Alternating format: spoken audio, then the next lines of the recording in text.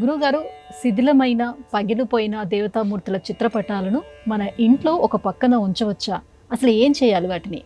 ఈ పగిలిపోయినా లేకపోతే శిథిలమైనటువంటి లేదా చిరిగిపోయిన ఏవైతే ఈ దేవతా చిత్రాలు కానివ్వండి, విగ్రహాలు కానివ్వండి, వీటిని ఏం చేయాలని చెప్పారంటే పెద్దవాళ్ళు దేవాలయాల్లోకి ఇవ్వండి అన్నారు.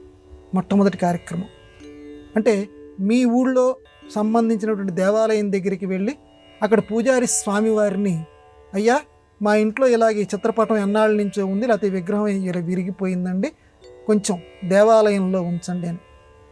అతను తీసుకుంటే సరే, తీసుకోలేదనుకోండి అప్పుడు కిం కర్తవ్యం. సాధారణంగా కొంతమంది తీసుకుంటుంటారు, మాకే ఇక్కడ చాలా ఎక్కువైపోయినాయి మేము తీసుకోమని అంటారు. అప్పుడు రెండవ మార్గం ఏంటంటే నదుల్లో కలపండి అన్నారు. ఏ నది? ప్రవహించేటువంటి నది. అహం దేవతా విగ్రహం దేవతా చిత్రరూపం అని చెప్పి మనసులో స్మరించుకుంటూ, అమ్మా తప్పనిసరి నిన్ను ఇలా వదలాల్సి వస్తుంది, ఇన్నాళ్ళు నా పూజలు అందుకున్నావు, ఉదయం లేచిన దగ్గర నుంచి నీకు నమస్కారం చేశాను, నీ ఎదుట నేను పూజలు చేశాను, తప్పనిసరి నిన్ను పంపిస్తున్నాను. గణేష నిమజ్జనం అంటాం కదా, అలాగే నీళ్ళల్లోకి వదిలేసి. అయితే వదిలేటప్పుడు ఇంకొక జాగ్రత్త కూడా చెప్పారు.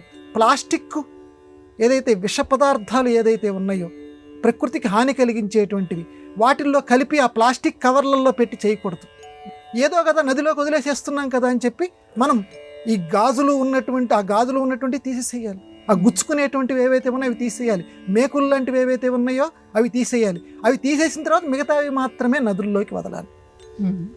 అయ్యా దేవాలయంలో తీసుకోవటం లేదు, నదులు మా చుట్టుపక్కల ఎక్కడా లేవు, ఇంకేమైనా కర్తవ్యం ఉందా? మూడోది చెప్పండి. ఇక చిట్ట చివరిది, ఇక మూడో కర్తవ్యం ఏంటంటే భూమిలో పాతిపెట్టు.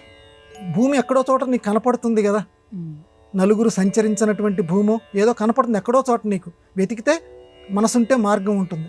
అక్కడ నీ అంతట నువ్వే శుభ్రంగా తవ్వుకొని ఆ లోపలికి ఈ చిరిగిపోయినటువంటి శిథిలమైనటువంటి ఏవైతే ఉన్నాయో, ఇందాక నదిలోకి వదిలేటప్పుడు ఏ జాగ్రత్తలు తీసుకున్నావో, ఎందుకంటే ఒక్కొక్కసారి పశువులు పాపం తొక్కుతాయి తెలియక, వాటికి గుచ్చుకున్న ఆ పాపం నీకు అంటుతుంది. అవి ఏవీ లేకుండా, ఆ మేకులు లాంటివి లేకుండా అలాంటి వాటిని చక్కగా లోపలికి పూడ్చిపెట్టేసి, ఇది మూడోది చెప్పారు. కాబట్టి ఉత్తమం మధ్యమం అధమంలాగా మొట్టమొదటి దేవాలయాల్లోకి అడుగు, వాళ్ళు కాదంటే నదుల్లోకి వదులు, నదుల్లోకి కాదంటే ఇదిగో చిట్ట చివరిది భూస్థాపితం చెయ్యి. ఇది పెద్దవాళ్ళు మనకి సూచన చేశారు. ఈ రకంగా చేయాలి శిథిలమైనటువంటి విరిగిపోయినటువంటి దేవతా విగ్రహాలు.